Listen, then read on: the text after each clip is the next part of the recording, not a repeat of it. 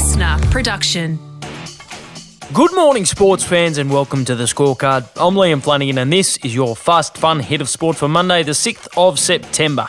Today, an earlier than predicted end of the party at the US Open, the NRL finals picture finally takes shape, and we are still really bad at rugby union. But first, the Tokyo Paralympics came to a close last night. I'm not ready. Not ready for it, Dad. Neither am I, but unfortunately the games are over. But there was one final golden highlight on the last day of action. Kenshi hold off Shah into the straight, pushing strongly. Di Rosario still in front. Having already won gold in the women's T53 800 metres, Madison Di Rosario was racing in the T54 marathon. And for those of you not familiar with the marathon, it's 42.2 kilometres, aka a bloody long way. So imagine having already raced 42.1 kilometres and then finding yourself in a 100-metre sprint for a gold medal. Well, that is exactly what Di Rosario had to conquer to claim her second gold of the Games. Shah coming at her. I don't think she's going to get there. She's not. Madison Di Rosario takes the gold in the marathon. Gets her second of the Games. You little ripper. What a performance. Absolutely spectacularly called by Dave Colbert and Kurt Fearnley on Australia's official Paralympic broadcaster Channel 7 yesterday.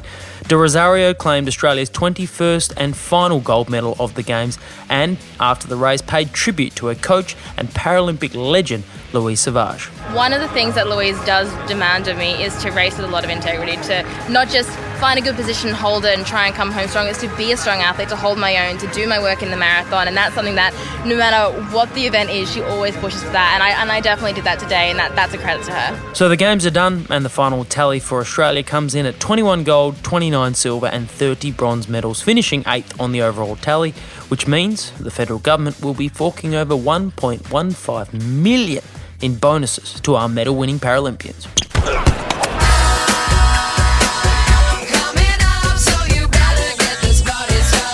And the Ash Barty party was rolling along very nicely at the US Open.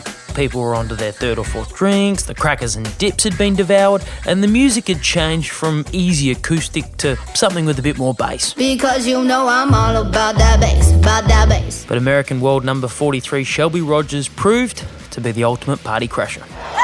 Game accelerate Rogers. 2 sets to 1, 6-1, 1-6, 7-6.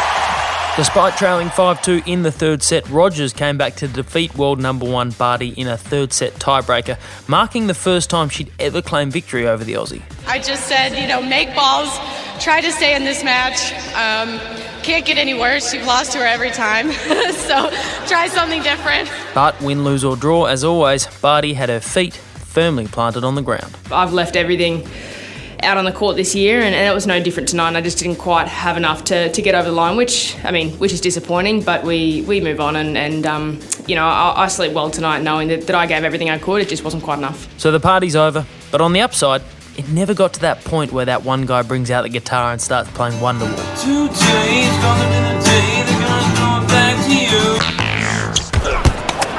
The final round of the NRL season wrapped up over the weekend, and it was the Gold Coast Titans who stole the final spot in the 8 for 2021. Now Campbell sees some space. Fresh air in front of him. He runs away from Mateza Lesniak. There is no chase. Jaden Campbell has a second. Only needing an 11-point win over the Warriors to knock the Sharks out of 8th spot, the Titans put the New Zealand Warriors to the sword to the tune of 44 points to 0. And while the Warriors didn't register any actual points, they decided to go down swinging, literally. And now there's another flare-up. This time it's Matt Lodge. And he might be off as well. You're going to the bin. A lot to a team, there's no doubt about it, You've struck Matt someone Lodge. right, you have to go to the bin. And now Kane Evans goes to the bin as well. It's 13 versus 10. Escalates everything. He's gone you too. go to the bin as well. In total, 4 players were sent to the sin bin: Jazz Tavaga, Matt Lodge and Kane Evans from the Warriors, with Gold Coast Jared Wallace also being sent to the naughty corner, which he didn't seem too bothered about after the game. Yeah, I don't think Lodgy likes me very much, and look, I'm not the biggest fan of his either, but that's football, mate. We're 2 front rowers going at it.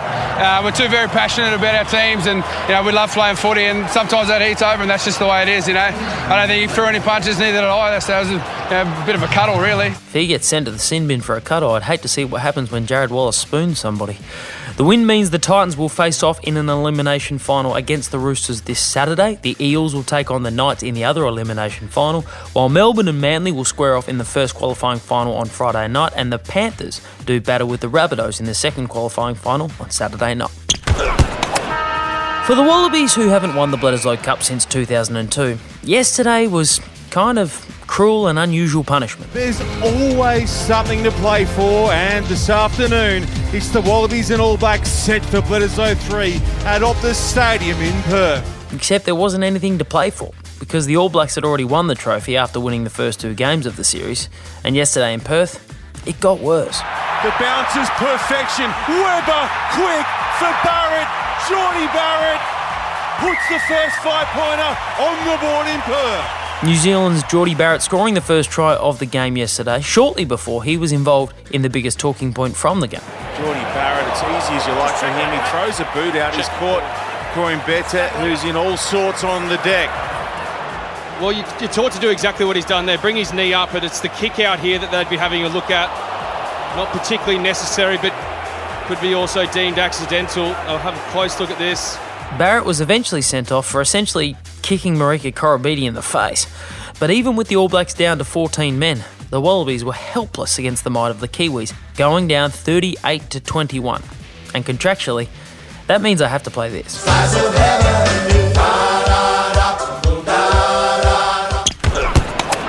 And that is your fast, fun hit of sport for Monday, the 6th of September. I'm Liam Flanagan. Catch you tomorrow for another edition of The Scorecard. Listener.